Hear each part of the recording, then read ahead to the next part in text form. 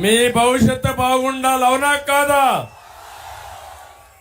మేము వస్తే అభివృద్ధి, వీళ్ళు వస్తే అరాచకం, అంతేనా అవునా కాదా? ఎవరైనా ఒక్కరైనా ఆనందంగా ఉన్నారా తమిళ్లో? ఏమమ్మా ఆడబిడ్డలు, మీరైనా ఆనందంగా ఉన్నారా? మీ జీవితాలన్నీ కూడా తారుమారు అయిపోయినాయి, అవునా కాదా? ఈ రాష్ట్రంలో బాగుపడింది ఒక నలుగురే.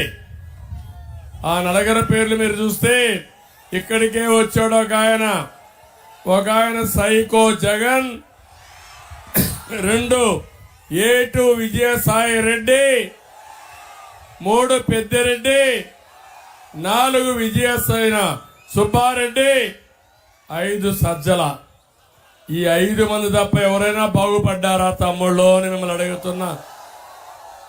ఏంటి అరాచకం? ఈ రోజే చెప్పాడు జగన్మోహన్ రెడ్డి, చేతులెత్తేశాడు. మన election manifesto super 6, super hit. నాకు చేత కాదు, నేను ఏమీ చేయలేను, నా దగ్గర డబ్బులు లేవు అని ఏమన్నాడు? బేల ఏడుపులు ఏడ్చాడా లేదా తమ్ముళ్ళు? నేను అడుగుతున్నా. ఒక నాయకుడికి ఒక విజన్ ఉండాలి, పరిపాలనా దక్షత ఉండాలి, సంపద సృష్టించాలి, ఆదాయాన్ని పెంచాలి.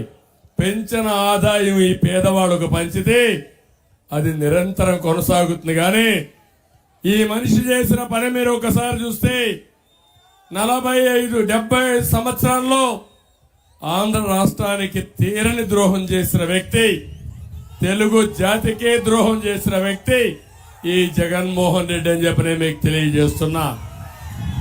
ఇక్కడ ఉండే వాళ్ళందరూ ఉన్నారు. ఏం తమ్ముళ్ళు ఒక్కడైనా ఆనందంగా ఉంటే చెప్పండి, నేను వినాలనుకుంటున్నా.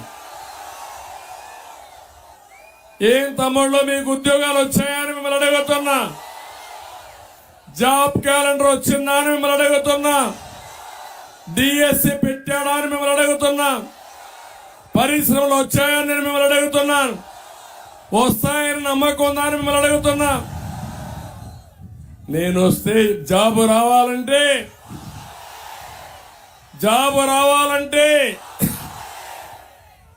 గంజాయి ఉండాలంటే జగన్ ఉండాలి, అవునా కాదా? ఈరోజు మాట్లాడుతూ నేను ఏమీ చెయ్యలేనని చేతులెత్తేశాడు. మళ్ళా ఇంకో పక్క అంటున్నాడు మీరేం చేశారంటున్నాడు. నేనేం చేశానో చంద్రబాబు అంటే ఒక బ్రాండ్, అవునా కాదా తమ్ముళ్ళు? మిమ్మల్ని అడుగుతున్నా. అభివృద్ధి చేశానా లేదా అని మిమ్మల్ని అడుగుతున్నాను. ఈరోజు హైదరాబాద్ ఉంది, మీరందరూ అర్థం చేసుకోవాలి. ఎప్పుడు కూడా అభివృద్ధి జరిగితే ప్రభుత్వానికి ఆదాయం వస్తుంది, మన పిల్లలకు ఉద్యోగాలు వస్తాయి. ఇంకో పక్క ఆదాయం పెరిగితే నిరంతరం సమీక్షం అందిస్తాం, మళ్లీ అభివృద్ధి చేస్తాం, మళ్లీ ఆదాయాన్ని పెంచుతాం. ఇది ఆర్థిక వ్యవస్థలో ఉండే రహస్యం. ఎక్కడ చదువుకున్నాడో ఈ